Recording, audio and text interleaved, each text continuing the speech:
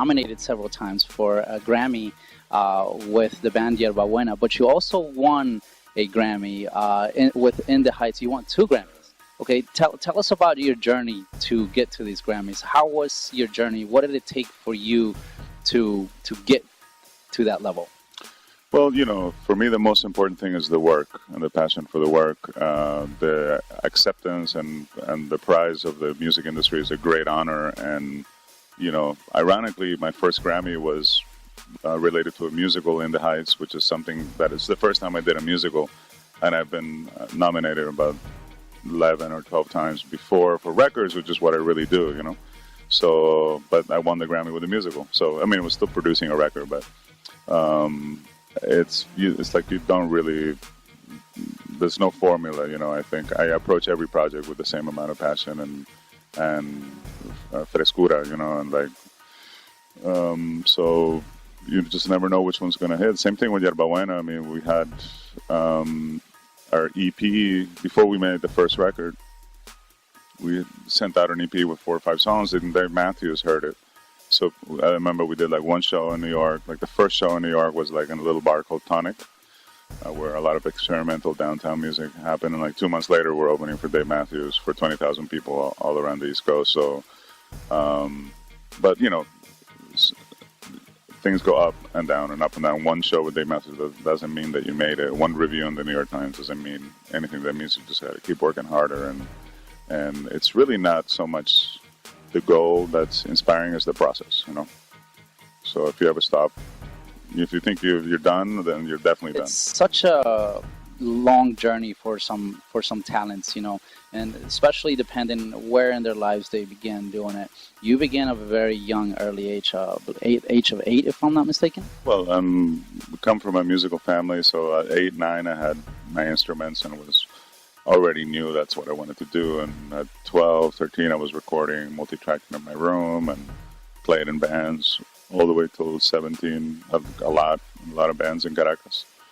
And then I got a scholarship to go to Berkeley and was there for a year, then moved to New York, went to Juilliard, and started working. When, you know, didn't finish college, but I did study a lot in different places. So. Give us a couple of tips, maybe 2 or 3 tips for producers out there, composers that you know, want to make music. Any business tips that you can give them? Well, I think the business has changed so much, and it's changing so much that you have to keep yourself fresh.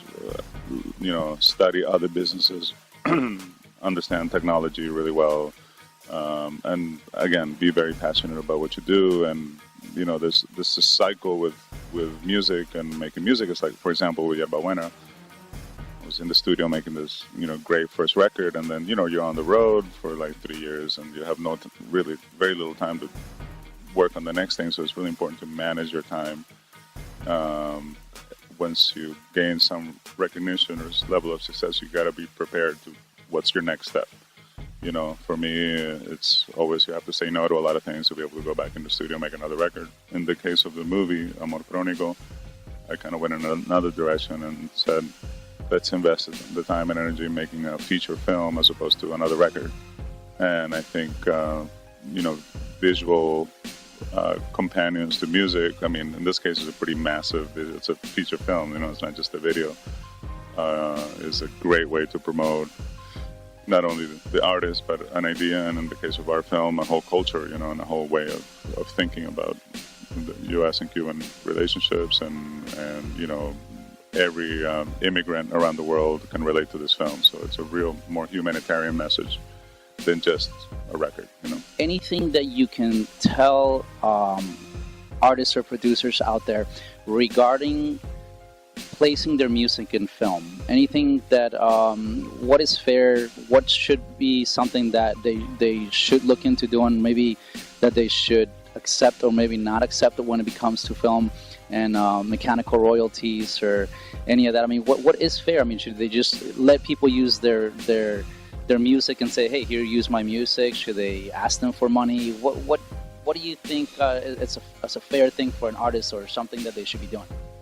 I mean, fair is whatever you feel comfortable with, and you know, you got to pay your dues, and you got to know when you have to stop paying your dues, and you know, that's all really like a very personal perception of the process.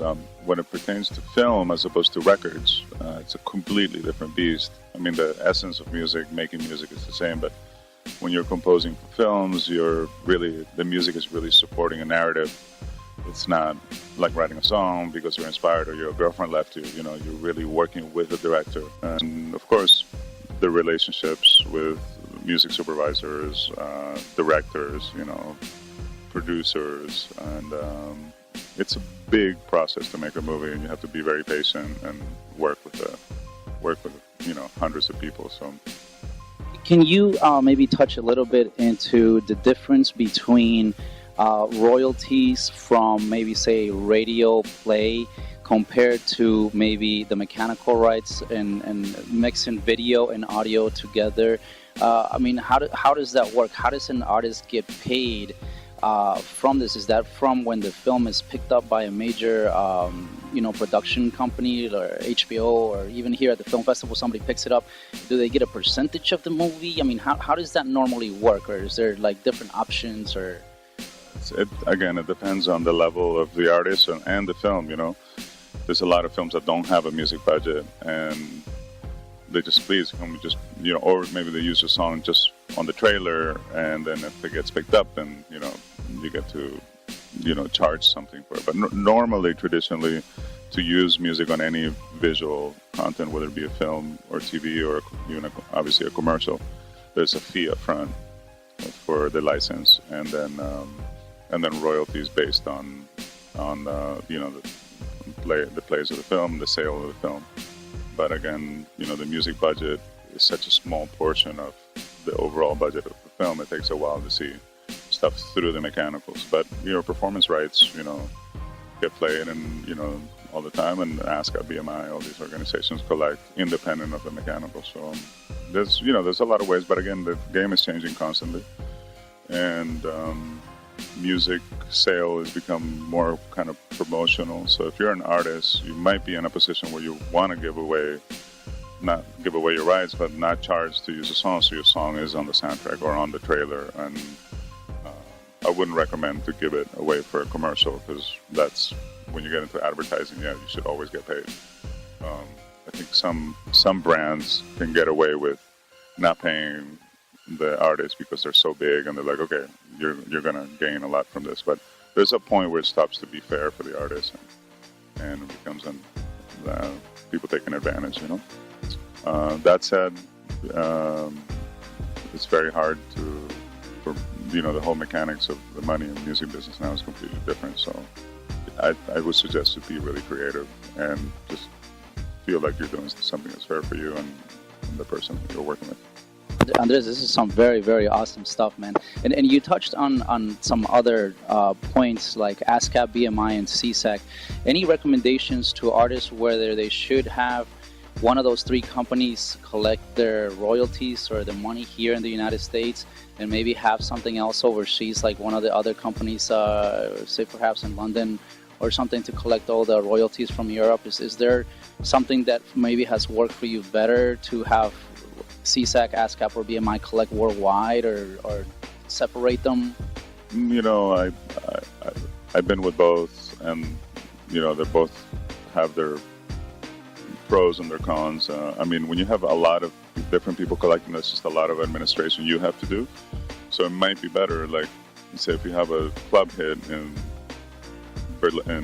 Germany, it might be better to do a deal with something more local, because they'll be working it more, you can get paid more directly.